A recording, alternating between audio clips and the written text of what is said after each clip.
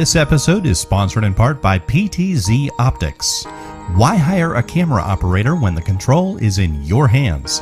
Visit ptzoptics.com for more information. And by NewTek, makers of the TriCaster TC1. Stun your viewers, not your accountant. Visit newtek.com for more information.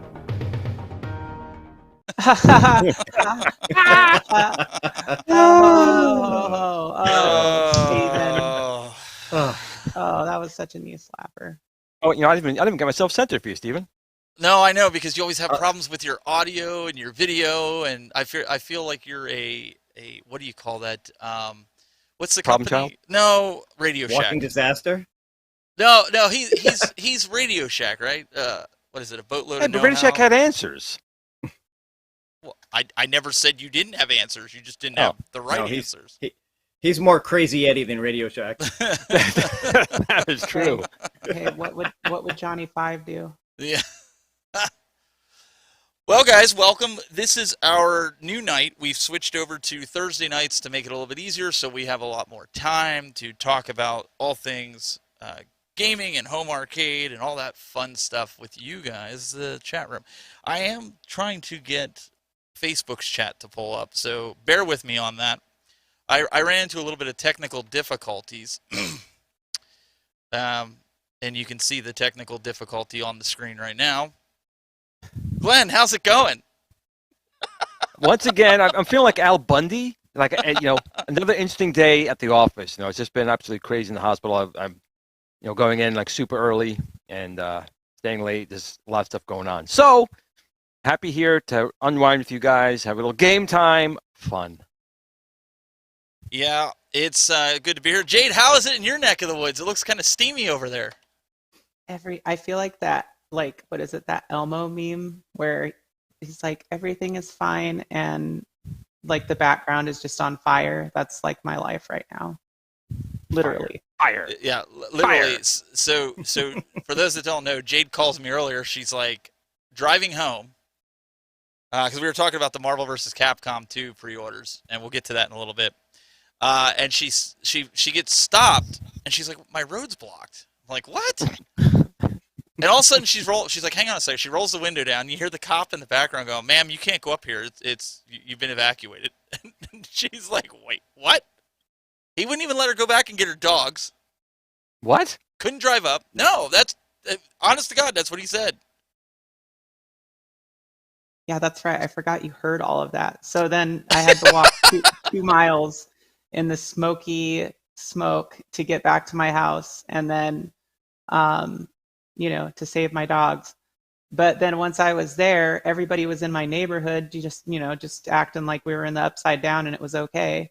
And and so I stayed there and I hung out with my dogs, and I was thinking I was going to leave and go to my sister's house, but turns out that nobody could even go in to pick me up, which is crazy. So I'm just like, well, I'll stay here, and my sister's taking care of my kids. So Console Fanboy says, "What's up, Jade?" He is in the house here. We got a bunch of guys here. We're going to let me go through some of these guys here. Give a shout out to some of these guys. We have Rhea in here. We've got Quentin. I think that's how you say his name. Let's see who else. T Whale. T Walty. Adam Kalb. I'm butchering some of your names, and I apologize. Jennifer Wyatt. I think she's here for Glenn. Stalker. I got a stalker. You got a stalker. Stalker. That's all right. Everybody needs a stalker. It'll make you feel so much better. So we got a bunch of guys in here. If I missed your name, I apologize. Trying to get things going. Guys, today was a huge day. I know there was tons of people out there that were really excited. What are we going to talk about? Check this out. Arcade1up. News and notes.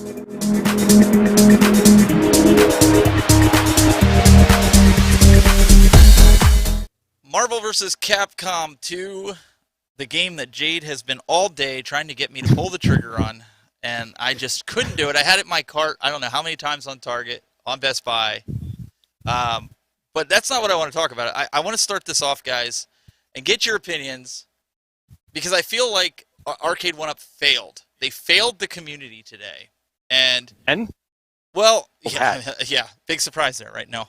And I'm being completely honest here, all right? And I don't know if you guys in the chat room feel the same way, but I feel like when you send out an email telling everybody that pre-orders are going live at 12 noon Eastern, people expect it to go live at 12 noon Eastern, not 11:53. Mm-hmm. And there was a lot of guys that are like Jade that really love this game, have great nostalgia for it, that did not get a pre-order when it first came out. Now, I understand as the day rolled on, the other retailers had it, but let's talk about that for a second. That's something nobody's talking about. Nobody wants to hear about. Nobody wants to say anything about it. Jade, did they drop the ball on this? I think that Humble. it was messy. It was messy. I mean, I was on the website, at least 10 minutes prior, and I was just refreshing it like every 30 seconds. And because I kind of wanted to get it direct from them, but I was refreshing it every 30 seconds, and then all of a sudden at the top it said, and this was prior to noon, like Eastern time, so all of a sudden at the top it said free MVC, or MVC2 has been freed, and I'm like, what the hell, what does that mean? But then it said, sorry, it's sold out, and I was like, what? I didn't even I didn't do anything, like literally I just refreshed it, and then it was done, it was gone. So, I mean, even though I was there prior to, the time and everything, I still didn't get one. So I think that it's not only that they dropped the ball by letting it go early, but it's also the fact that all the ones at least direct to consumer were just gone, like in a heartbeat. And then, they were like, oh, but go buy it from Target. And the Target pre-orders were still sold out. They hadn't even fixed that issue yet, which I know they fixed later. And then Best Buy was gone really quick. And so they were doing batch releases or whatever, but it just was not executed well. And I think that, for people who plan on getting stuff like this, I'm sure there's people that work and have to plan their schedule around it. That really sucks for them because, we know what we know. So, maybe they'll get one, maybe they won't. I don't know, but I just thought it was very poorly executed. Bill, what's your take on the whole thing? Sitting back, I know you weren't really interested in pre-ordering right now, but what was your take on the whole scenario that took place? Oh yeah, this is definitely one that I want to pick up. It's just due to personal circumstances, I can't get it at the moment. So I know there's going to be a second batch. I was saying this earlier. John D put a Facebook thing up about go get them for Marvel vs. Capcom, and I jokingly commented on there, so when can we expect round 2? And he commented back soon.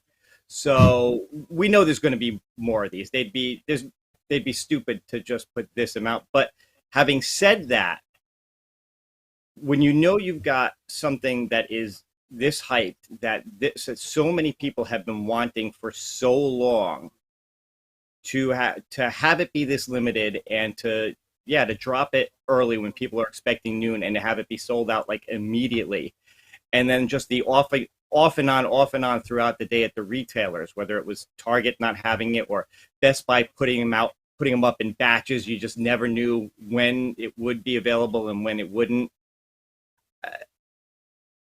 For a game that this many people are this excited about, it could have been handled a lot better, I think. There was another element to all this, because Glenn, I want to get your take on this, but there's another element to it, and the element was, I don't believe, if you looked at the card, the show card, I don't know if the game is actually ready for prime time. And I know some of you guys, and I know Jade's one of them, that are taking their chances and they're going out there. But, I mean, Glenn, to be this disorganized on a pre-order, and I mean, Apple does it too. I've seen, so I don't want it to be like, oh, he's just coming down on Arcade1up. We've seen AtGames do it. We've seen iArcade do it. So it's not just throwing darts here. We're still seeing it with PS5. Let's be real. We've seen it with Sony. We've seen it with Xbox. Glenn, I mean, how do you mitigate something like this? Because you're in the business of selling products. I mean, is there a better way to do this? No, I don't even know if it was even a mess up. I'm sure everything was timed. They've done things before when they show items like hidden in the background. I'm sure they set it up early. Was it the right thing to do? Probably not. But I've told you guys time and time again, I don't pre-order, especially with Arcade1up, because you could usually walk into the store and get it for, you'll get it there. I saw console kits and Kongs make a road trip to Chicago. I think he stopped in Illinois along the way. Indiana. And he picked it up. He's got it already. Yep. So why bother doing a pre-order with Arcade1up? It's stupid. I told you guys it's dumb, and I'll stick by that. It's just dumb doing it through them. Because the bigger issue is if something's broken with it, and 8 times out of 10 there's going to be something wrong with it when you get it out of the box, what do? You have to wait for Arcade1up to send you a part in 8 months, or go back to the store where you bought it and either get another one or just get your money back. It's not that bad anymore, Glenn. I get replacement parts really quick. I've had 3 that I've had to order, and it's all been recent. That's the first time that I've had issues, and I've gotten them all really quickly. I mean, it's not that bad anymore. Back in the day when they first started, it was that bad, and it was really hard to get a hold of their customer service as well. I'm still waiting 2 years for a part. That's because you're a bad boy. Where is it? Where's the wah-wah? I was not even working. I had audio issues. None of my wonks are working today. Wah, wah, wah. Bill did it for you. There you go. But it definitely depends on the item. Because I know, like, for their Tron, the sticks are breaking. They haven't replaced any of those yet, as far as I know. But maybe they have. Yeah. I know people are still looking to get Tron sticks. That's right. That's right. You got a spinner. You did. So congrats on that one. But that's something too, Glenn. If you remember, I was watching your video earlier this week. And we'll probably get this later. I bought a Tron because it was $3.99. I was like, well, that's a good price. That is a good price. I mean, I was like, well, again, that's Jade's fault. I sent her. I was like, she's like, no, it was $4.99. I'm sorry, it was $4.99. And it's not so good. Well, no, it was $200 off. So is that $4.99? What are they selling for? $6.99? With the stool and everything. I'm kidding. It's not bad. Yeah, with the stool. So I didn't think it was bad. So, but immediately I seen guys. I was watching YouTube videos, obviously, and guys were saying that, hey, the Tron stick's breaking. So I asked Jade, and I said, did yours crack or break? She said, no. She said, but I feel like it could break, right? So I said to Glenn, I was like, where is your Tron stick, the new one with the button for the block? And he's like, well. Where is it, Glenn? Where is it? So we're putting you in the hot seat. Where is it, Glenn? I'll be honest. So I got 2 items that came in last week. I haven't done a video on it yet. I have the version 2 of the Discotron spinner and the version 2 of the buttonhole spinner. And there's a lot of new features in them. But that version 2.0 push-pull is now fully compatible with the Arcade1up. Nice. The stick itself comes into, remember, molds cost money. And, plastic is expensive. It is. It's crazy to think it's just plastic, but molds can cost $30,000, $40,000.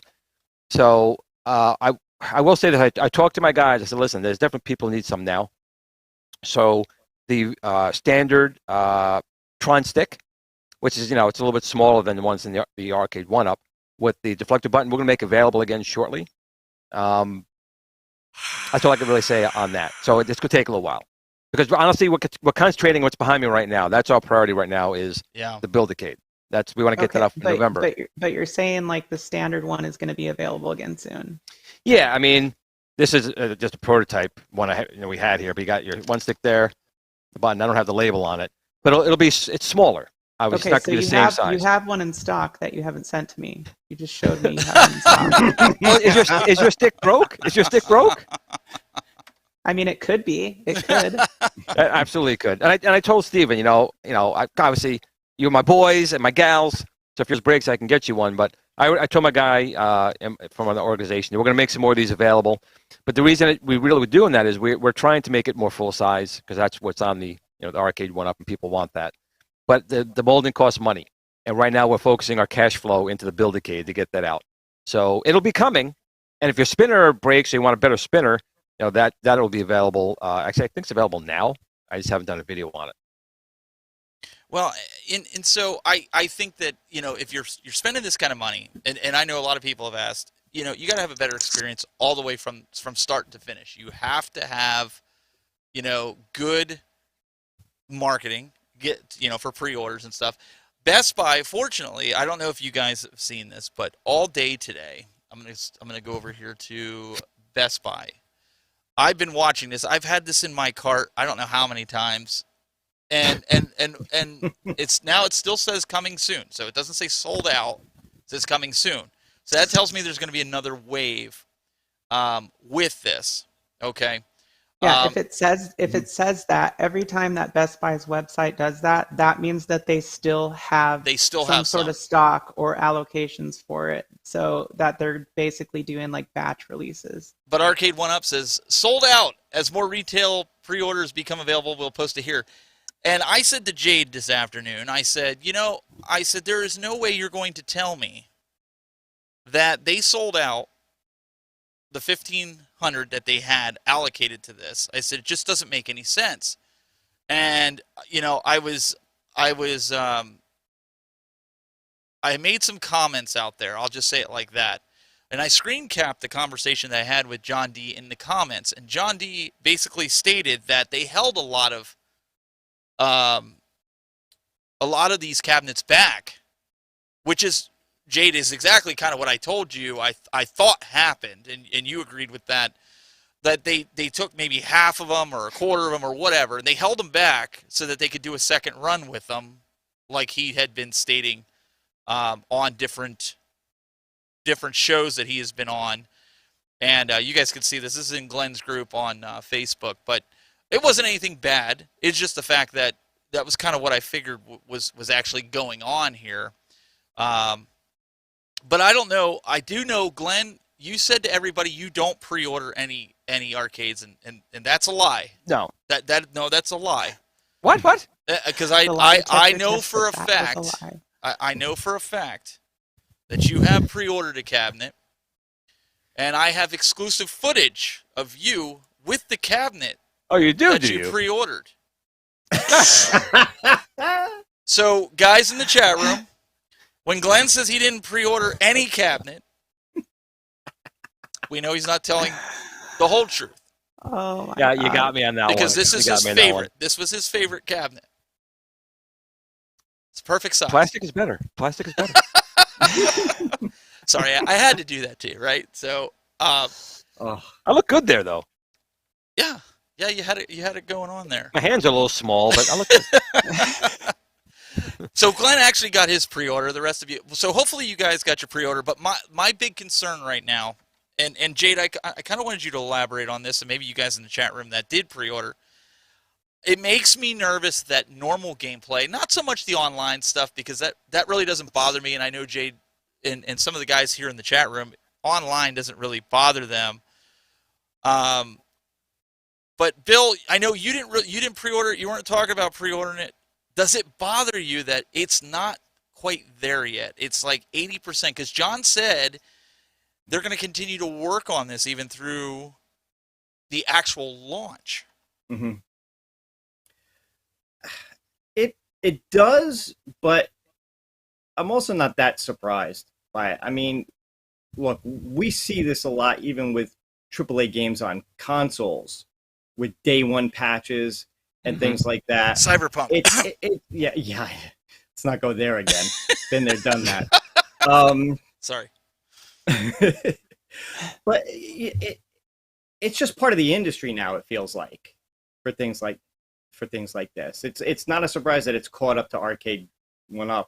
I mean, I don't know if they've had similar issues with other ones that they've released, but yeah, pluses and minuses. The fact that you say you're going to support it is good that you're going to support it, but the fact that you have to say that to begin with is a little bit of a problem. Jade, what's your thoughts? Oh, God.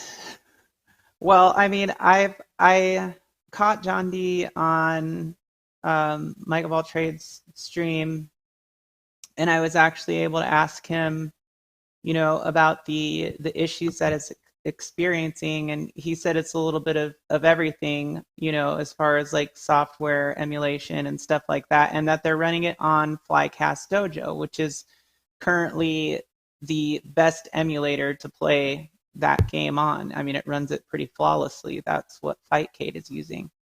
But I think that he was alluding to the idea that the online play isn't going to be perfect out of the box. It's going to work. We're going to be able to play online. And I think that this is specific to Marvel vs. Capcom 2. But that there might be some issues with it here and there.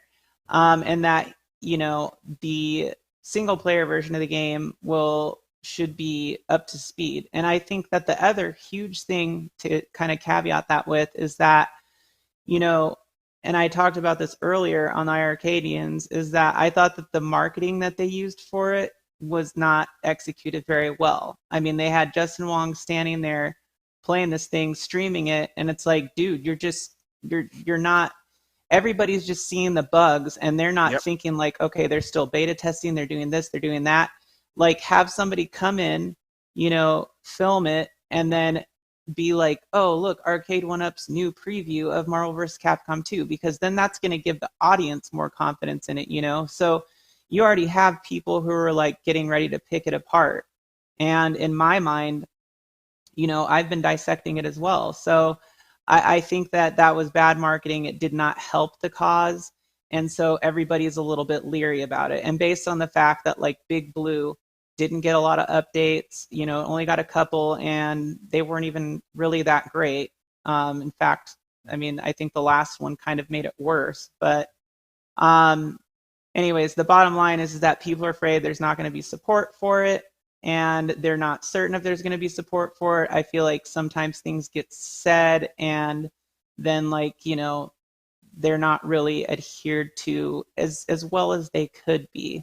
So for me, I think that that's a big risk for anybody who's buying it. But as somebody who loves Marvel vs. Capcom 2, I can't pass up an opportunity to get an arcade form factor of this and all the Versus games in one package. It doesn't change the fact that there is most likely, I mean, and this is even what John D was alluding to, like I said, that there's most likely going to be some issues with online gameplay, but it will be there. So there's a comment here in the chat room by Valid Core. He says, my biggest complaint with the cab is Zangief's junk on the right side. It needs to be Guile, or it needs to be Cap or Mega Man instead of the same guys on both sides. So it needs to be Guile's junk or Mega Man's junk versus Zangief's. He'll have to clarify that one, but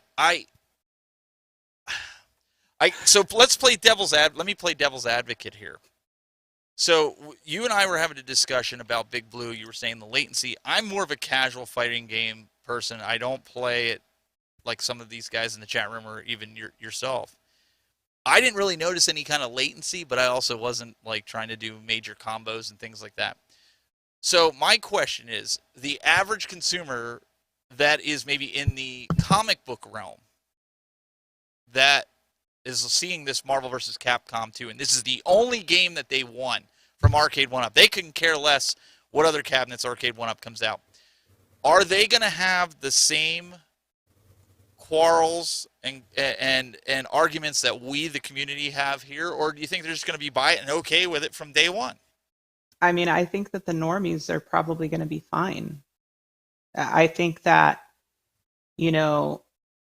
I mean, at least that's how I feel about it. I feel like the normies are going to be fine. Like, we're picking it apart because, like, we grew up playing it in the arcades on Dreamcast. We know how it plays, and we want that version to be, representative of what it was originally. And they've said things like, they're even keeping certain bugs from the arcade version in there, which is great, So I think that anybody who's just walking in off the streets and pre-ordering it or, purchase, are they even going to have any units in stores? So I've heard rumors that Arcade1up and Walmart have have parted ways throughout today. I've seen it in the groups, Glenn, in your group, that they have parted ways, and that that Walmart is trying to get rid of stock. I don't know if Mine there's any hasn't had weight any to in that. a while. I mean, nothing.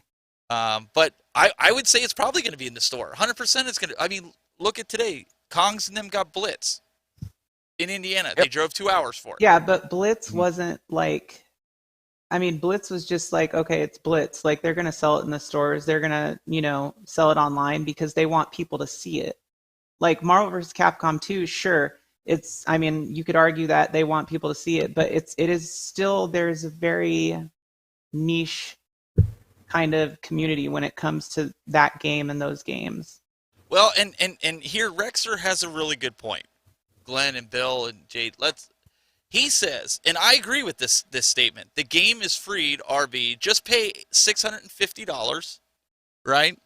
And you freed it, and then it freezes and lags, but it's freed though. And I have to agree. If you're going to pay $640, because that's what it is with tax, at least in my state, you expect this thing to work, right? I mean, you're not expecting it to be like you got to have 10 updates throughout the year, Yeah. and then they come out with a Gen 4 of these cabinets, right? And it's the same cabinet like we've seen with Pac-Man and Mortal Kombat. Well, they got to make back the money on their licensing. I mean, they spend my licensing, so they will reissue the unit, and it's fine as long as it's different. It adds new, style to it. Looks more arcade-like. That's totally fine. And again, thankfully, they at least have the ability to do firmware updates. So they will patch. In the past, they have. I mean, they've gotten and patched issues on the machines better than the first gen units where the PCB was it, and then you were SOL. Right. So at least they have those options. But the thing we talked about before is like if you bought a brand new TV or you bought a brand new computer and you took it out of the box and it didn't work right day one and you spent $650 on something, you're taking it back to the store. Oh, absolutely. That's why I'm saying this. That's what and John D did confirm. He's in the chat room here. He did confirm, so that's good because I've seen this all throughout the different forums. He said that Walmart will always have Arcade1up, so they're not breaking. They're not going the way. So, John, are you allowed to tell us if they're going to have any units in store that like you could just walk in and buy if that's the case? And before we get to John's message to the world, Jade, there is for you and Bill. There's a nice super chat from Papa Brad's Gaming that says, "Gigantic thanks to Bill and She Lion joining us on the iArcadians earlier tonight. I love the Game Time show." Thank you. Thanks, Papa Thanks Brad. for having us. Yep. So what we can do right now, and we can wait to see if John actually responds. This is all for fun. But there's a message that John has for everybody that if you didn't get the Marvel vs. Capcom 2 today, well, John, take it away.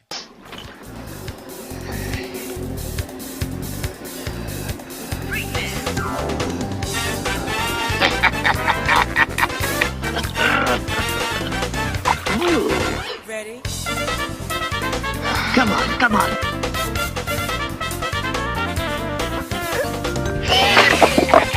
Listening to my cell phone. All right. I can't wait. So that was all having some fun there. But we know that there's more coming. So everybody needs. I had it in my cart, and Jade's like, "You should just You're a order good it." sport, And I'm John. just like, I can't. I just can't. Not yet. You're I just don't have the nostalgia. You're going to come to me later, I and you're know, gonna be like, I know. you're gonna be like Bill, and you're gonna be like, God, I really wish I would have listened to you. I know, and at least John. I don't. Here's the thing. This there is a ton of hype around this cab.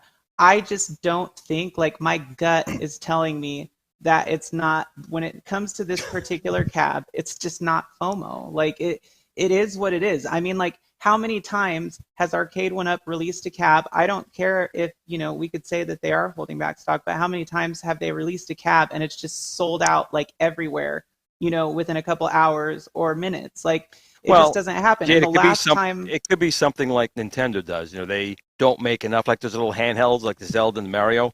They underproduce or under send out to drive demand up. Oh, I can't get it. So they see it next time, I'm going to buy it. Right, but I mean, I'm just speculating based off of what we know about what came in. Oh, Like yeah. let's just use the amount of 1,500 for an example, because that's what we think we know.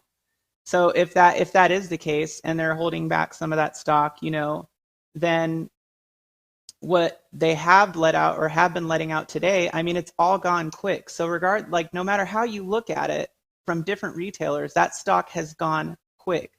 And I mean, from my experience with the first one, I got it. I pre-ordered the first one and it was gone and it was never coming back. So the only reason I sold that was because they ended up doing this. And I'm like, okay, so it's okay for me to sell that. Well, I don't think anybody's questioning the demand here.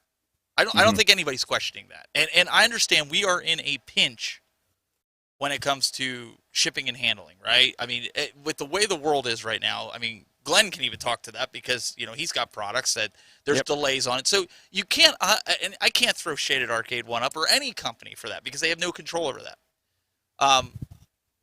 But I think for me, as somebody that was not a heavy Marvel versus Capcom player, I think for me, it's hard to just go out and justify $640 on a cabinet when there's a few other ones that I'd like to get and they're dropping in price that I'd like to put in here. Simpson being one. I would have the Simpsons already if it was a 2-player. These 4-player, I might have even sprung for Blitz, but these 4-player cabinets take up so much room and I'm just kind of like, I thought you had a Simpsons. You don't have a Simpsons? I don't have a Simpsons. I want a Simpsons. I do want to get a Simpsons one. Jay, you have a Simpsons? Yeah, yes, she does. I have a Simpsons. Okay, that's maybe where I saw it.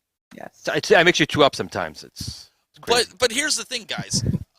With the pre-orders of Arcade1up, the track record, and maybe it's changing now, but the track record has always been, and I mentioned this on the last show, that when everybody was pre-ordering Teenage Mutant Ninja Turtles, I went to my local Walmart and I came home with it 3 weeks before anybody else, and they were mad when they saw it.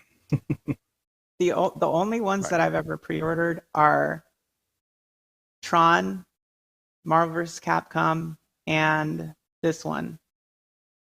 And another thing is that, well, we've talked about this before, but sometimes they ship them prior to the release date.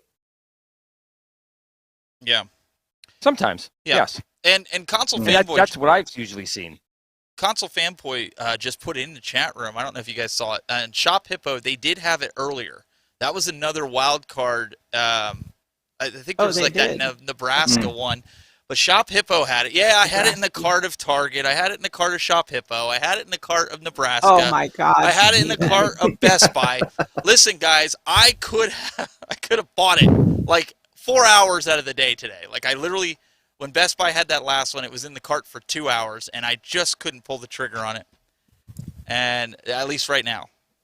And so if Walmart, because I have a credit card with Walmart, if Walmart comes out with it, I will buy it from Walmart. You have my word. I will buy it from Walmart. But I'm waiting. It's just not a priority cabinet for me right now. Well, there's no definitive word on whether or not we're going to see them in stores. So you never know. You may get lucky and just walk into Walmart and see one there, and it's just a sign. There's like that white shining light down on it. So no. Listen, John just said that they will be with Walmart. They are one. It's kind of what. Yeah. No, I'm talking about it being in store though. Are you trying to be a bearer of bad news? No, I'm trying. Are you Steven, setting expectations here? What are you? Are you listening to me right now? I am listening to you. Okay, then you should pre-order a Marvel vs. Capcom 2 cab. I can't. They're all sold. They're all sold out now. I can't. No, it's like, look, okay, and this is probably a terrible example, but I mean, like, it's like this is the way Marvel vs. Capcom 2 is for me. It's like if you had someone who was an alcoholic and you told them they couldn't drink alcohol. Like, it's the same thing with Marvel vs. Capcom 2. I'm like, you can't. I'm not. I mean, I'm just gonna have to get it. I'm sorry. So now you're saying I'm an alcoholic because I need to get the Marvel vs. Capcom. No, you're more like an alcoholic in recovery. Oh my gosh. Bill, out of all this, you didn't pre-order, right? You're not No, pre-ordering. no. You're not it. See. Although I do have to admit, when the next rounds come up, I may jump on it. You know what? You know, if you want to pre-order something, you want to pre-order the Build-A-Cade right here, right here. Shameless Rexer. plug. Did you see Rexer just called me out? There's a VP in a company on every small stream trying to sell cabs to you guys. Hey, you weren't supposed to say anything, Rexer. Rexer, this is for you, buddy. Glenn, buy yourself a Build-A-Cade right here. Glenn. Well, we're gonna have to wait and see what happens here. Jade put together a segment that we're gonna do here with that has to do with Sega. Sega. So, check it out.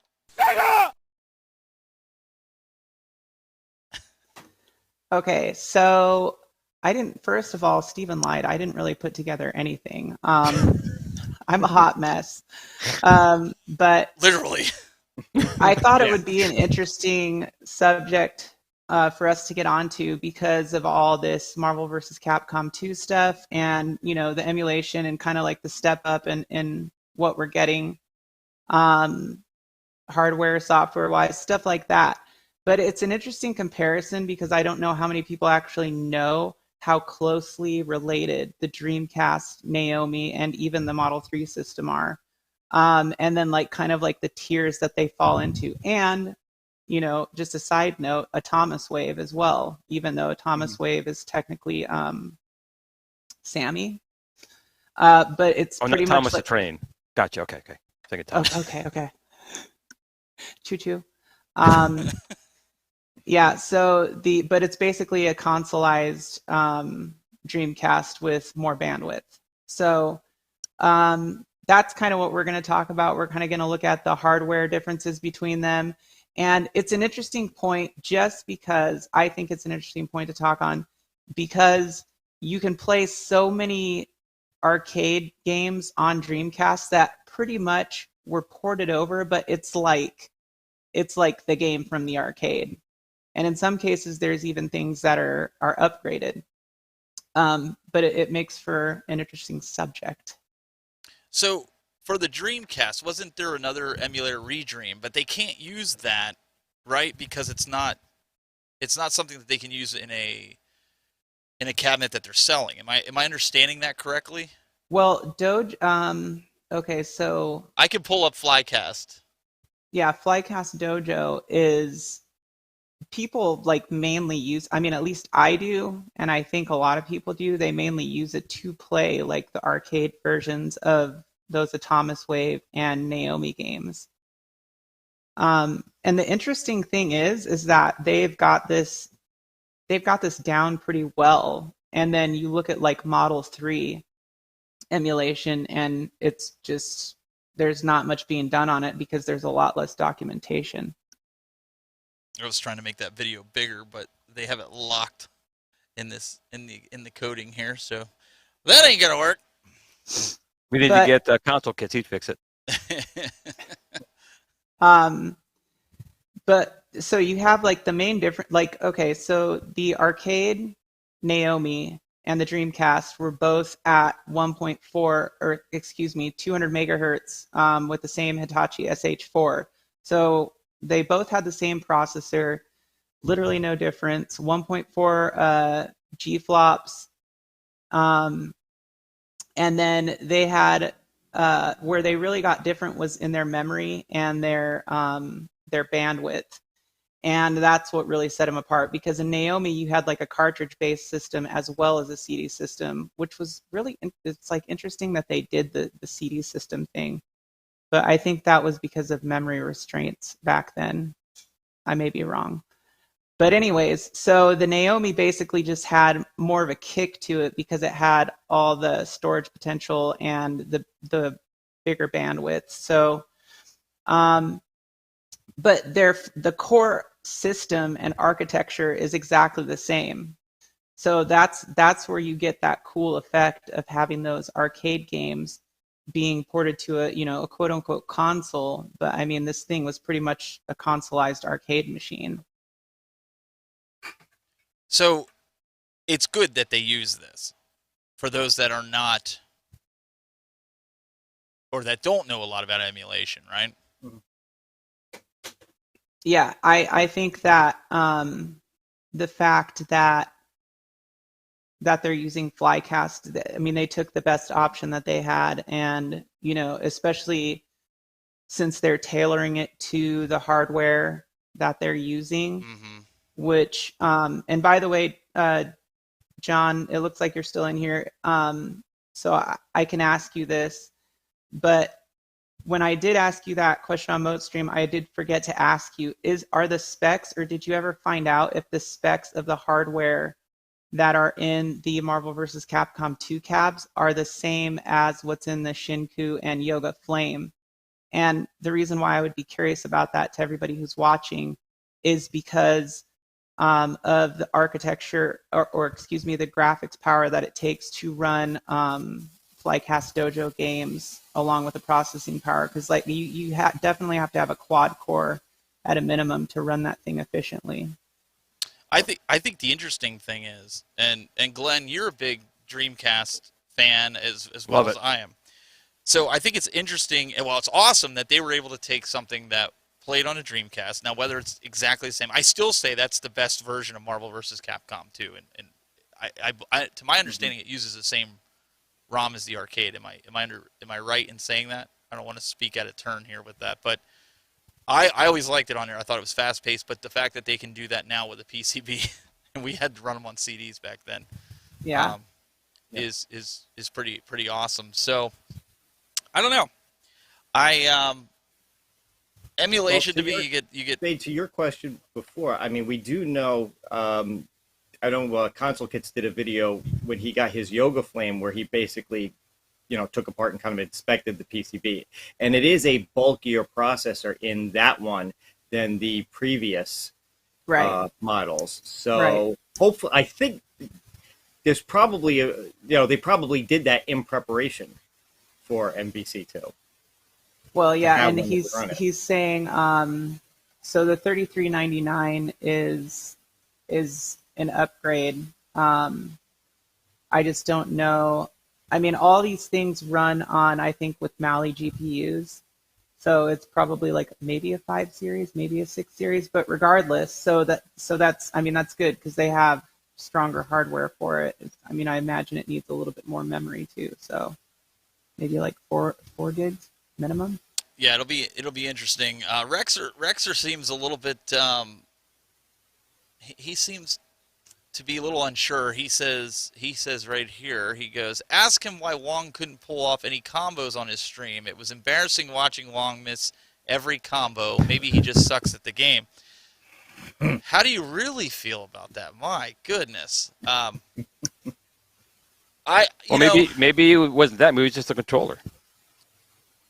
Sometimes you can't pull off the controller. If you're not familiar with the controller, how that's a good point. That's his like review unit too, right? So he's got to be beating the crap out of that thing. I mean, Justin Wong's probably just sitting there like beating on that thing every time he plays. And I don't know how well I'll play this if I end up getting it, because I never played it in the arcade. Dreamcast is how I played it, so I'm used to playing it on that Dreamcast controller.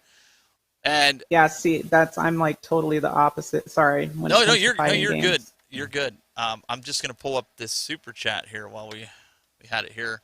Ezekiel, the Chicago Retro Ranger, says, what's up, everyone? I got my Marvel vs. Capcom 2 from Best Buy and one from Nebraska if anyone needs it. So there you go. Hit up Ezekiel if you are in, and don't even say it, Jade. Don't even say it. Or he could just put it on eBay for $5,000 like that other guy did. But listen, and I know John's a Sega fan, and all of us are Sega fans. I don't know if you guys saw this week. I wanted to bring this up. Glenn, this will put a smile on your face, especially as a Dreamcast friend. Yes. Indiegogo VM2, the next-gen VMU for the Dreamcast, is right up on Indiegogo, and you guys can... I'm thinking about backing this. I just think it's a little pricey for what it is, to be honest. I mean, I think it's cool and everything, but I think it's way overpriced. Oh, yeah, 100%. It's $115. Oh, yeah. See, and you know what? Wong. Oh, sorry. Yeah, go ahead. There's one other thing I don't like about it. What he says, it's a built-in battery, that's never a good can't thing. change You it. want removable battery. So as cool as it looks, I won't be backing it because See, I I think missed it's that. overpriced. And a built-in non-removable battery, that's never a good thing. I missed that. I'm glad you pointed that out. Because I thought, like, what was it, $100 or $200 for these? Because didn't the originals had the originals There's a watch had battery. I think there's a 20, built-in batteries 25 you had to take battery in apart, there. Yeah. And, you know, the screen, again, there's a lot of nice things in here. But I know to make, again, the plastic molds are expensive. I can guarantee you that. They look really cool, but that non-removable battery killed it for me, right? I was like, even though it's expensive, Yeah. but that I'm never a fan of because no matter what, once the battery dies, now you got to dissect it. You got to see if you can get the battery out. You got, you know, it's just, don't like that. Yeah. Don't like that. But it's still for the Dreamcast, so yay. Yay for Dreamcast. Jade, you were going to say something there for a second. Sorry, I was trying to stay with no, the Sega theme. I saw one of John's comments here. He said,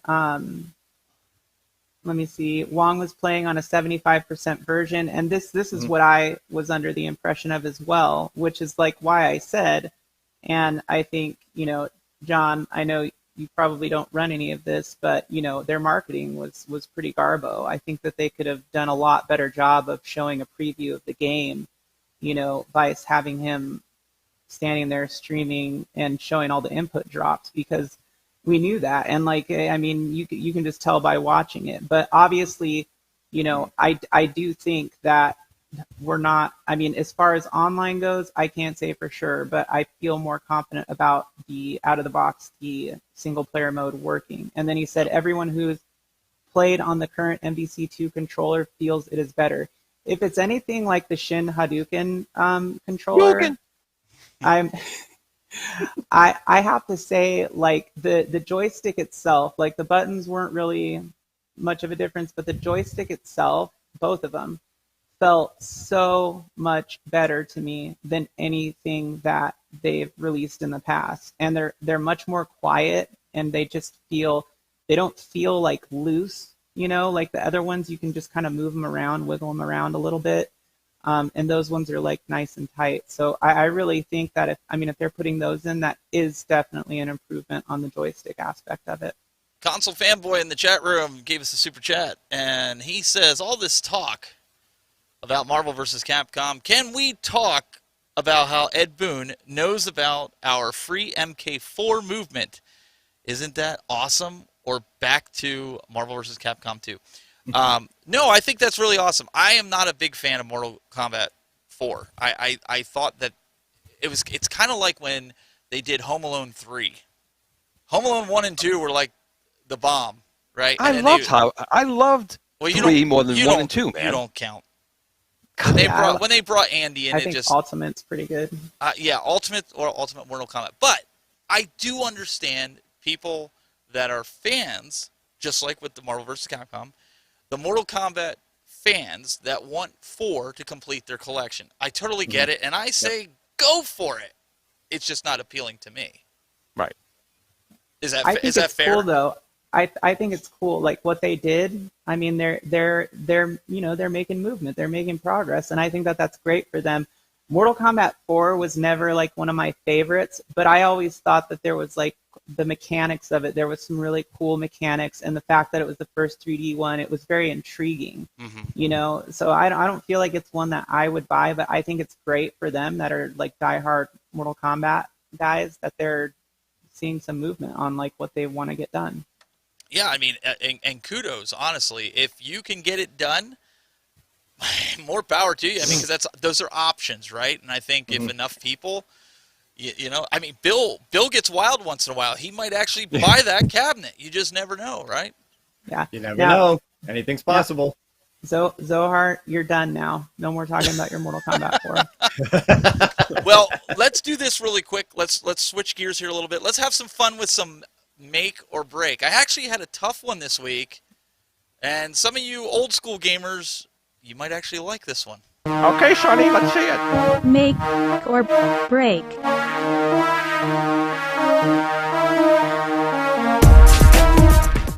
Hey guys, it's time for everyone's favorite segment, Make or Break. Now, I have a question for you. Normally, I ask everyone what game make or break a system. Today, I couldn't figure that out because a lot of the games that I have for this system are really good.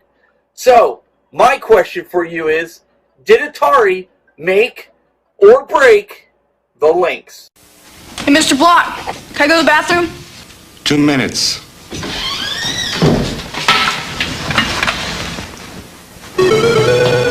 Oh, yes! Oh, yes, yes! I'm in the tube! Oh, yes, yes! Oh! Right! Introducing Lynx from Atari, the color video game you can get away with. Well, sometimes. All right. So, like I said, I can't find a game that killed this system. And, and I don't have all the games. But, Glenn, did Atari, in fact, kill this system? Unfortunately, if people didn't know, it was originally called the Handy, and the Handy was made by Epix. Epix made the hardware. They had a couple of Amiga developers, like R.G. Mitchell, one of the people working on this. I think Dave Needle was the other one working on this. So, fantastic technology. Came out literally 4 weeks after the Game Boy. Full color, scaling, rotation, a lot of effects. Comlinks cable, 8 players, really did 16 at one point. Beautiful hardware. Atari got it, and basically they double-handed Epix and put them under. And that was the Atari at the time. God,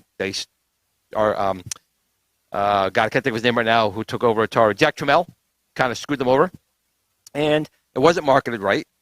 They didn't have third-party support like Nintendo did. So sadly, Atari absolutely killed the Lynx. The Lynx should have really steamrolled the market at that point. A color handheld in 1989 with effects equal to a Super Nintendo at the time. And it was ambidextrous. You could be left-handed It or was. right-handed. Yep. Correct. And that was something that no one else did. That's right. That's right. Mm-hmm. And you could also make it just vertical. When you played Gauntlet, you could do vertical. And you want 8 people, you could do 8 people with Gauntlet. It was a great handheld. And then, now today, real quick, and I'm stealing my time, I'm talking too much. Oh, you're good. But you can get replacement screens. Like the only bad thing that at the 90s, or 89 and 90, was the screens were not great. But now they have screens you can put in and VGA out. The Lynx is a phenomenal machine. Hackers and modders making new games for it, stuff like that. So unfortunately, the answer to your question was Atari absolutely did kill the Lynx. They did. What about you, Bill? What do you think? Yeah, growing up, I had a Game Boy, but I had a friend who had the Lynx, and like in that commercial, he's playing California games. I used to play that on his Lynx all the time. I loved that game. That was so much fun on that. They definitely had something there over Game Boy, said with the color screen and all the other options like Glenn was talking about. I didn't know the history as well as Glenn did on this. It sounds amazing to me. 'Cause I'm old, sir. I'm old. You just know more about this stuff. But anyway, no, I thought it was a great little system. They just, I don't know if they broke it so much or if they just couldn't compete with Nintendo's marketing on Game Boy, even though it was, a green colored screen that you could barely see. Plus the fact that, I don't know, maybe I'm just thinking wrong about this thing, but that thing, you couldn't. How long was the battery life on that? Like 20 minutes? That's the thing. It took 6 batteries. 6 batteries lasted, if you're lucky, 2 hours. A Game Boy was, 4 batteries and lasted 8 or 10 hours? Yeah. The Game Gear was 6 too, so Sega wasn't any better. And real quick, all the hardcores just bought an AC adapter. Well, we all know that. Yes. Real quick before we get to Jade's comment on here, and maybe you can tie into this, but Bonafide Picker says, you know what? Atari's getting a lot of bad rap on this show lately, and I'm starting to feel sorry for him. We like the hardware. Ataris. We like Atari. the hardware. Nolan Bushnell Atari was great. Once Time Warner picked it up, it became a very different company. And then when Jack Tramiel got it, it was even more of a different company. When Jack Tramiel took it over, he didn't want game consoles. He snuffed out the 7800 for shelved for almost 3 years, about 2.5 years. They could have had the run on Nintendo, but maybe we'll do a whole talk about that. But the Atari Atari of today is really just an IP holder, and they'll just do whatever at that point. It's not the same company. It's just not. Jade, make or break? Did Atari kill this handheld? Oh, Stephen, you know my answer. Oh, I do, but I have to get it on record here. I don't want all the hate mail. Okay, I have a funny. Right. I have a quick story though. When I was a kid, I remember we were at the mall, and you can actually look up this mall. It was called the Carousel Mall in San Bernardino, California, and it was bumping. It was like the place to be back then. And you know, when they had game stores everywhere, and like the Game Boy, Nintendo kiosks in the middle of the floor at the mall. And I wanted a Game Boy so bad. And my dad was trying to tell me about the links. And I'm like, you don't know what you're talking about, first of all. I'm like, it doesn't have Mario on it. So just get out of my Spoken like a face. true gamer. And so I ended up getting a Game Boy for Christmas. But later on, I got a Lynx when they were starting to kind of die out, and you could get them for really cheap. And you would go to these little hole-in-the-wall stores, and they'd be like, $2.50, $5 a piece for a game. And, it turns out I really loved it. Like, the library was limited, but there were so many good games on it. So I just want to say that I love the Atari Lynx. I think it's such a cool handheld, and it was really probably just ahead of its time. But I think that Atari definitely had a big hand in breaking that console, that it was a really great handheld. Well, and little tidbit, Stephen, real quick, because they were actually toying with the idea, because the Jaguar had Alien vs. Predator, right? Yeah. So they actually were working on using that Comlinks cable, connecting to the Jaguar for the scanner. Right. When the aliens were coming, that would have been fantastic and probably helped it along a little bit. But they scrapped it. It would have been a great thing to have that little Lynx and hear that little beep, beep, beep, and these guys are coming running at you. It would have been great.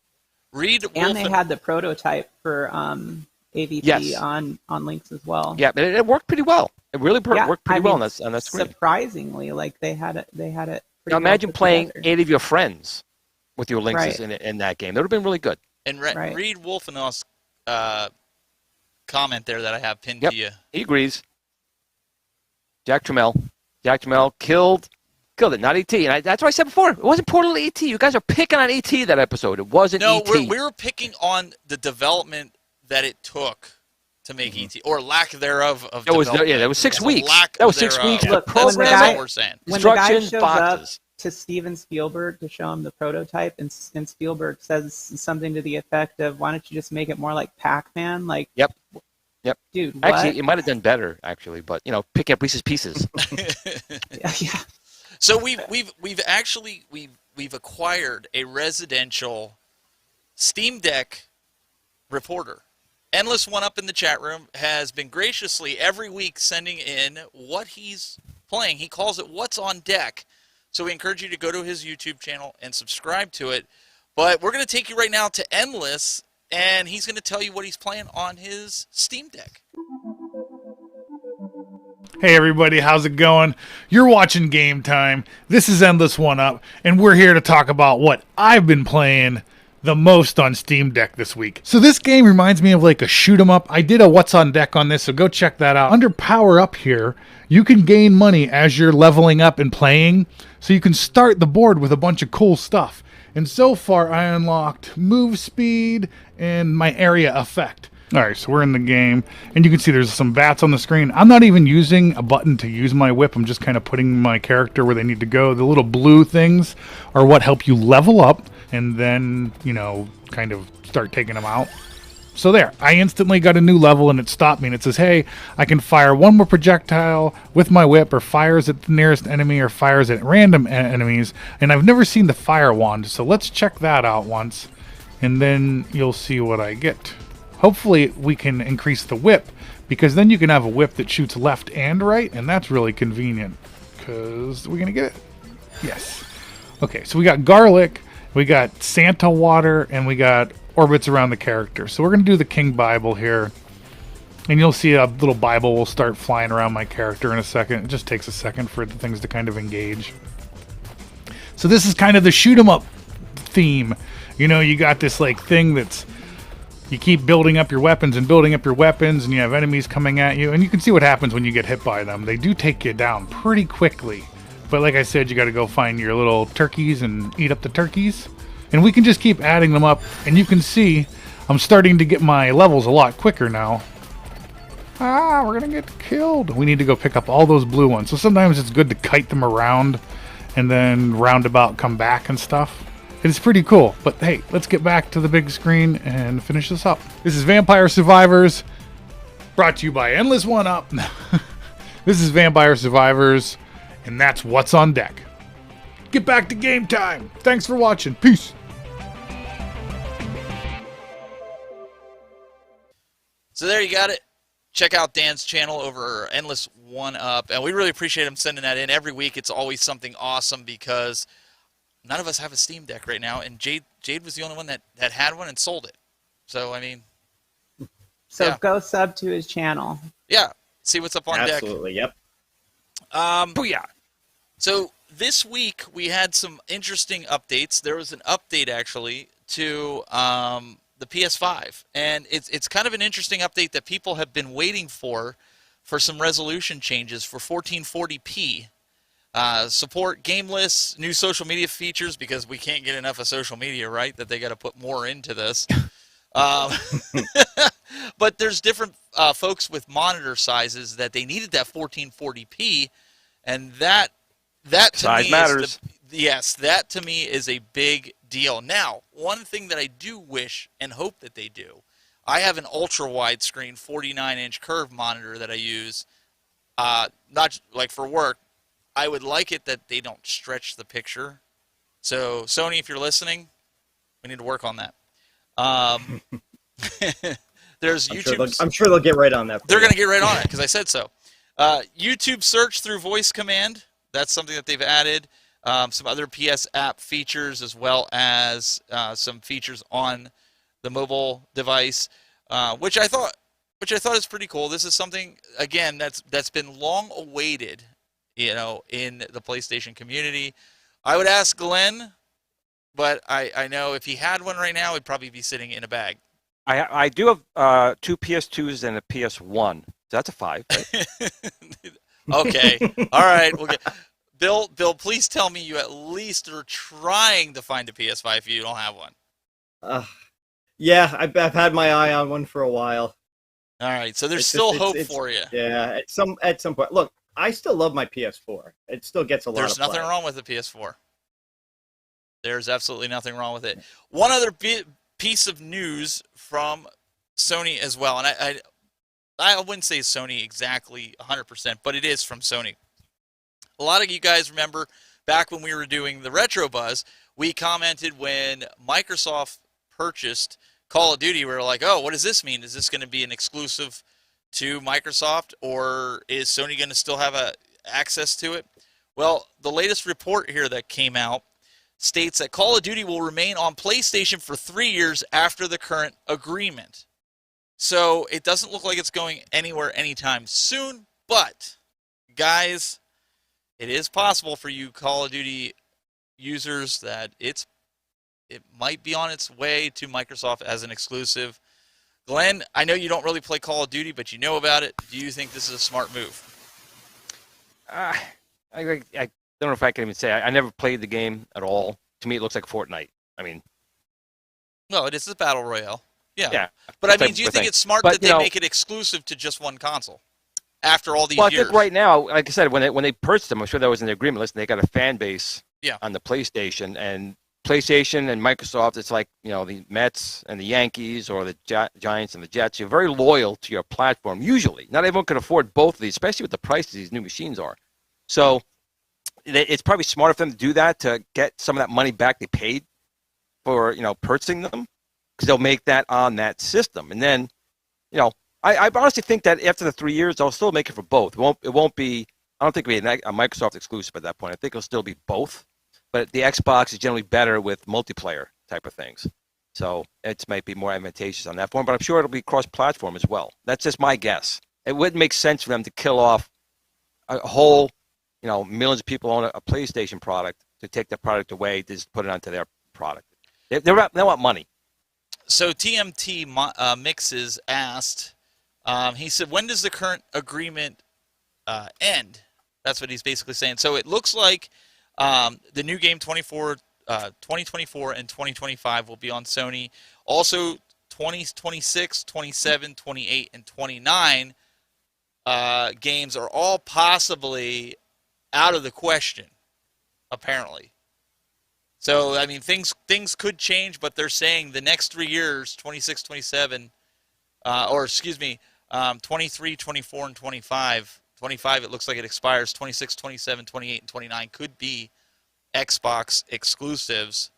Obviously, I think we'd all agree money talks, and if Sony's willing to throw the dollars down, that maybe it'll stay being on both platforms.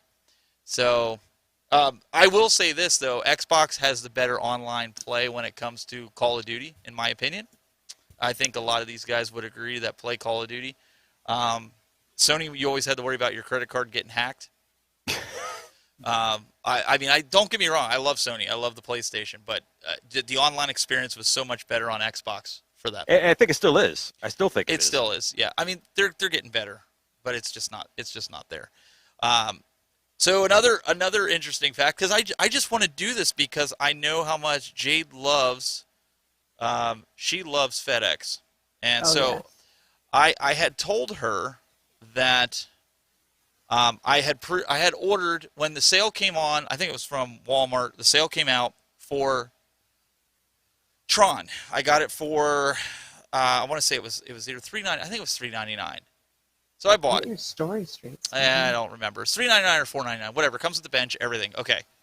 I was like, that's perfect. That's a great price point instead of the $6.99. He just throws money around. He doesn't know how much he spends. I remember. I put it on the card. Anyways. Well, it's better when the wife asks. He really doesn't know.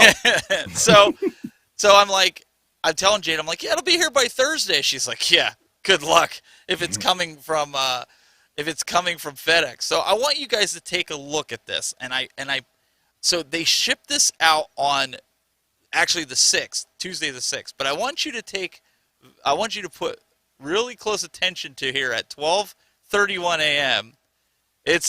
PM. Excuse me. It says shipment exception. Barcode label unreadable and replaced. It sat there for 3 freaking days because they couldn't read the barcode.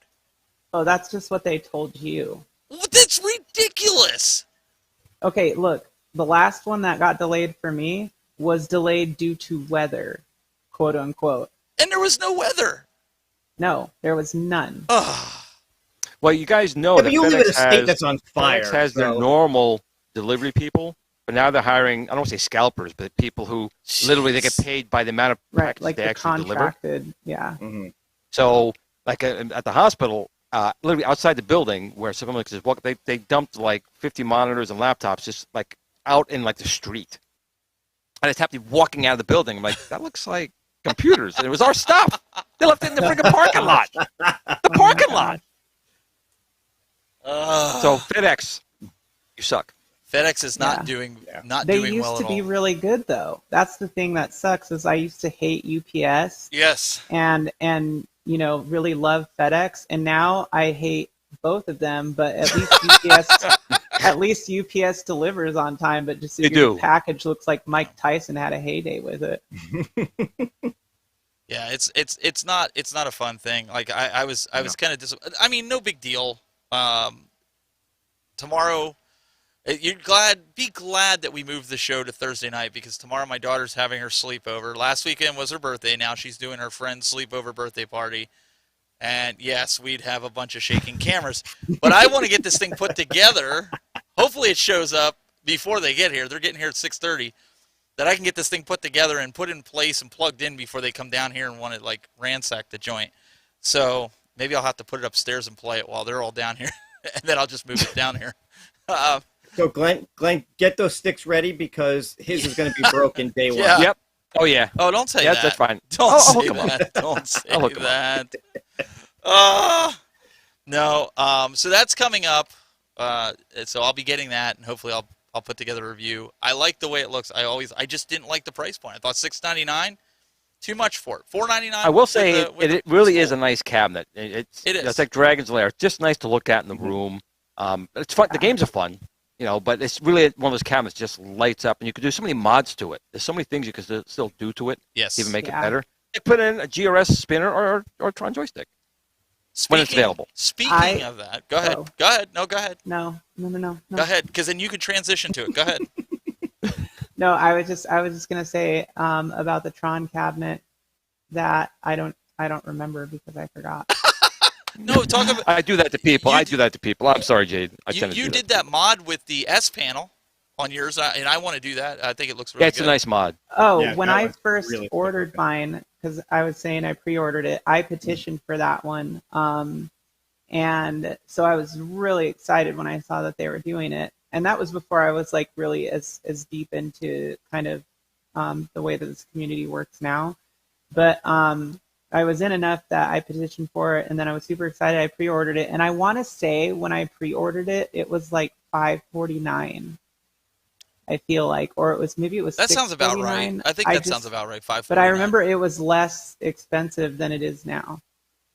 Another good mod. I forgot who does it, but you replace the light up lower panel below the control panel with discs of Tron.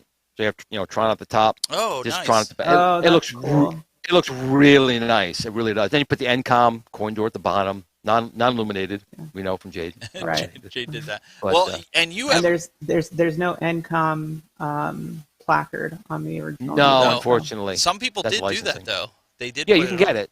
You can get it. Right. Yeah, you can get it.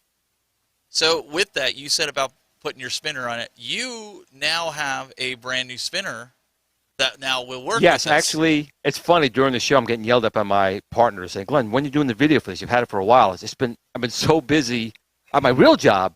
So I'll talk about it real quick. So we do have the. Well, there's 3 people here that can do a video for I you. know. I mean, I know. So the first one is the standard push-pull spinner, but it's the version 2. I'm sorry, the standard buttonhole spinner version 2, which is just a spinner. It doesn't push-pull. But we've added a couple things to it. I did. Right to the not the butthole, buttonhole. This just went downhill really quick. It did. But we've done a couple things to it. Like one thing people wanted was a longer USB cord. So we put a longer USB cord in there. We now, however, have also added software support. So you can connect it to your PC. You can adjust, you want X or Y access, you can lock that software mode in. And you can change the resolution of the spinner as well. So you can set the sensitivity through software and then put it in your machine and go. With the discs of Tron 2.0, basically the same thing, but some additional features. So you will have, again, a longer cord that people have requested. You do have software support now to change X or Y axis for the spinner. You will have the ability to set it to the standard mode, which is a mouse down, a mouse up, or push-pull. But now we've added the ability that you can use an encoder board, like in the Arcade1up. So you can go into software, change that.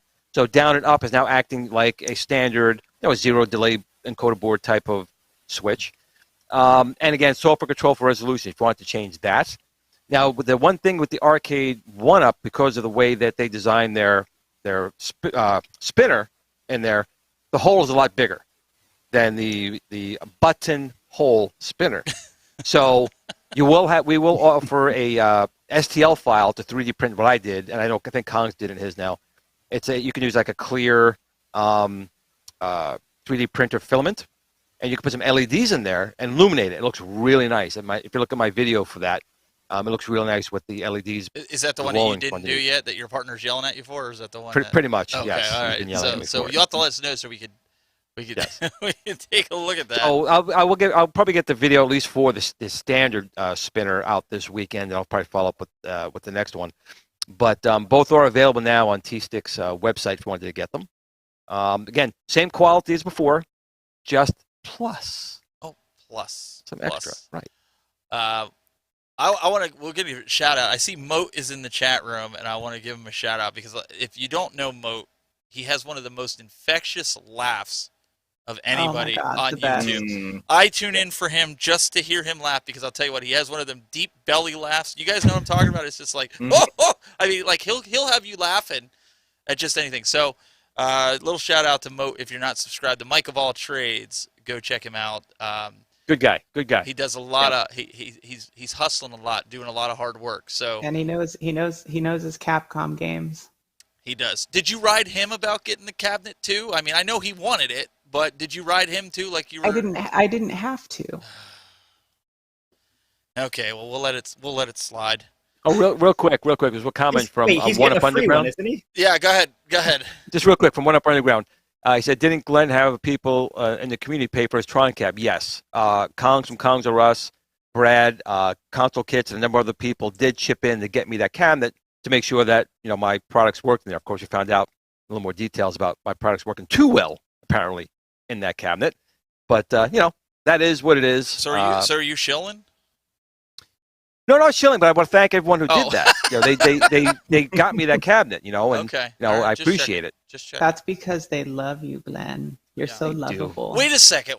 So what you're telling me is a community could like you so much that they could pull for you on social media, in groups, to help you get something, dare I say, for free, and it's okay.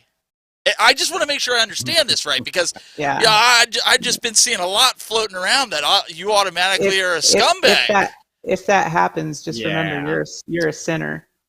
True, but remember this you're was an more of a e-beggar. gift. I think this that's was more the of term, a gift. right? This was a gift versus something that was shipped out from the manufacturer. Because to say something right, the manufacturer did not want to send me that cabinet. No. Shill was the big thing. That was 2 weeks ago. That's so 2 weeks ago. The new one is e-beggar. Oh, I saw that whole thing. It was on my page today. And you know what? Again, it's up to the manufacturer who they want to send it to. And if someone supports a product and is an influencer, I don't care how big or small they are, it's up to the manufacturer if they want to send it. They can say no or say yes. That's right. Right. That's right. Zohar needs to take responsibility for starting that whole thing. She's throwing shade. Jade's throwing shade. Look out. No, but in all seriousness, though, that's awesome. That's why the community's here. Listen, if they appreciate somebody's content enough that they want to advocate for a person to have a company send them a cabinet, so what? Don't be a hater. Right. Just go with it. Glenn sends me stuff all the time. That's why I got this terrible itch all the time. But yeah, it's like I don't know. Anyways, that's my soapbox for today. I'll be here every week. Cash App, by the way. Cash App. You got to get one of those QR codes so people can scan it, like throw it up on the. I'm just saying. Oh, we got a super chat. We got a super chat. All right, so from console fanboy, let me pull it up. Hang on, Glenn. You want to read it? I'll throw it over to you. No, anyone else can read it. All right, who wants to read it? I'll read it. All right. Serious question for our arcade fans. When is this huge announcement? Is it Friday or Saturday? I'm concerned that they won't live up to the hype again. Is there an announcement? Because I don't know if it's just maybe a game being announced or something. Or well, there is an announcement on Saturday, but it's II Arcade, and they're okay. The beer and brew festival. So definitely check that out. I was supposed to go, but obviously I'm not. I'm here working. Yeah, same here. It's just too short a notice, and it's a lot of money just to fly out there. Then I thought about driving. I was going to say Glenn can drive to my house and we'll drive out, but then it's like Bill already knows my car will drive itself. We could have done that too. Go. But I got a truck. We could have thrown cabinets in the back of my truck. I guess we could have. Them gold cabinets would look nice down here. I'd just throw them in the back of my truck. But they already have the cabinets because it's their company. Yeah, but they could be coming to our house. Are you not picking up what I'm putting down here? Come on. You saw Jung. Wait a minute. You saw Jung and P-Dubs at the last one where they were like drunk out of their minds. That's what I'm saying. You get Jung drunk and he'll throw whatever you want into his truck. We'd all have brand new cabinets. What? Come on, chat room, help me out. You all were picking up what I was putting down, right? I mean, come on. I'm not the only one here. I have to go wah because my buttons don't work. The best thing I could say though, when it comes to that announcement, all kidding aside, I know the guys that are out there like P-Dubs and Kongs and all the console kits. They've been already going live, so I'm sure whatever the announcement's going to be, they're gonna be live and covering it for everyone. So I wouldn't really worry about it being. Nothing could be bad. You're not going to miss that. You're not going to miss nothing. No, you're not. That's for sure. No. There are some things though you may want to miss because some of their earlier videos, and I mean, there's just some questionable antics going on inside of that B&B, and half of the guys aren't even there yet. So I'm just saying, like, that might not be for the faint of heart. I'm just saying, we may want to bypass that. Just wait till Michael B gets some White Castle in him, and then see how it goes. Oh yeah, White Castle. Yeah, Stuff. he's already put 2 of them back on his way there, so a lot could happen on his way there, and if they make it out of there. Guys, we got a really quick video here. If you're not supporting Retro Gaming Magazine, check this out.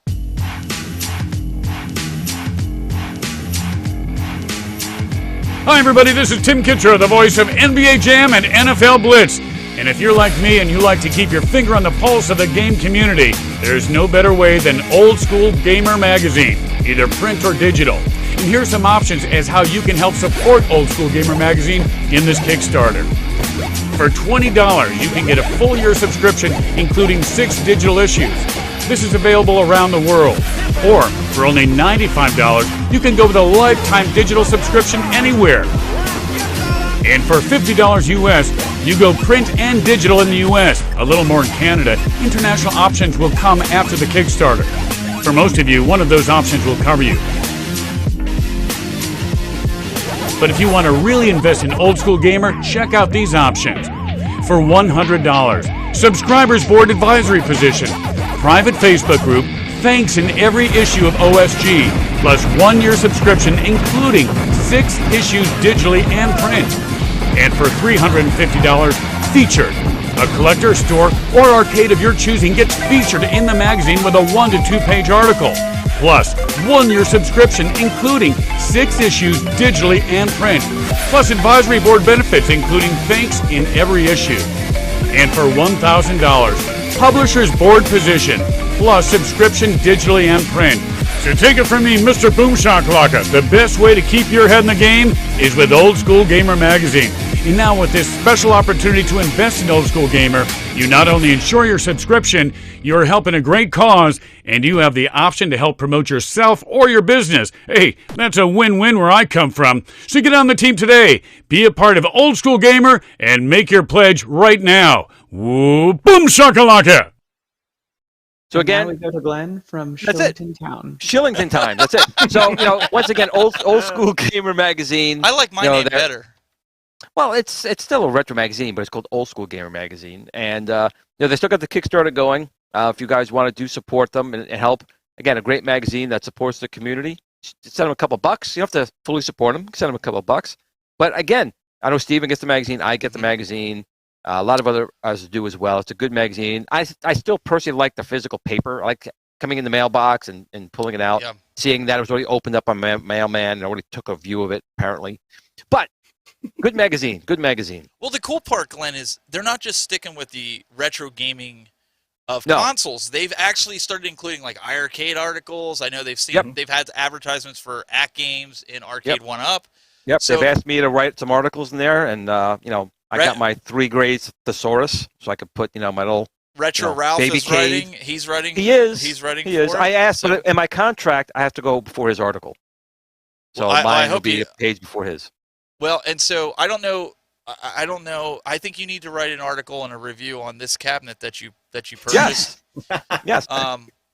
So this is guys. You want to screenshot this? This is the one and only cabinet that Glenn. Can we make this a shirt? I think we please? should. This is the only cabinet he ever pre-ordered.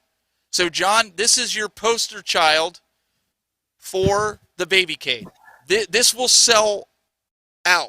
You think Marvel vs. Capcom sold out quick? No, this is it. This would That's sell. This with that face on there. Oh, it's forget it. It's over. I did a poopy, and that's why I have that face. So that, So if you guys missed it earlier in the show, that was the one that we were calling Glenn out that he pre-ordered and that he did. If I remember, Nostalgia. I mean, I went against him. Nostalgia's like, no, this is going to sell millions. It's the way to go. And Nostalgia, you don't see him now, do you? Posting videos, do you? He's gone. Meatball Saucy says, "Is that to scale?" I believe it would be. I am a short person. People don't realize I'm not very tall. So, yeah. That's a great comment. All right, we're going to have to wrap this up here shortly. So let's go down the line. Jade, what do you got on deck this week? Not to take I endless say. I don't really have anything new coming as of right now, at least. But I do have my Darkstalkers Big Blue mod. So if you guys haven't seen that video, check it out. It's pretty cool, pretty neat little mod. And by the way, Arcade1up did say that they were going to replace my monitor, so they're building it right now and shipping me a brand new one. Nice. That's awesome. Yeah, That's a win. yeah. And I was really actually happy with the quality of their control deck. It was actually really nice. That's good because, like I said, we've all had some different experiences with them, so it's good to see that they're treating you right with this. Oh, and by the way, if you guys haven't checked out Mike of All Trades, I'm shilling right now. Go check out his channel and sub. Yeah. Yep. Wait! Don't say you were shilling. Just because he dropped us a couple hundos before the show, nobody needs to know that. He's like, hey guys, can you? Well, give me a little I said plug? I was. I'll line your pockets. I said I was shilling because he dropped me 2 extra hundos. So. Oh, behind your all back. right, okay. Behind your back. All right, Mike. I see how it is, man. I see how it is, Mo. Man, jeez. All right, what do we got here on deck for you, Mr. Wild Bill? All right, biggest thing for me right now is trying to get my review of the new iArcade Gold Cab put Did it together. arrive? So, Did it arrive? Yep. Do you want to use Lyft What the hell is that? Nice, Bill. Oh, what the hell Do is you that? want to use Lyft? Oh my god. I don't know what Would the you hell like that to was. use Lyft? I love my Samsung phone, but it randomly decides that it's going to listen to whatever the hell I said and make comments sometimes. Oh my god. Yes, I got it. It's all put together. Very nice. So yeah, I want to put a review together of that. Hopefully that will come out sometime this week.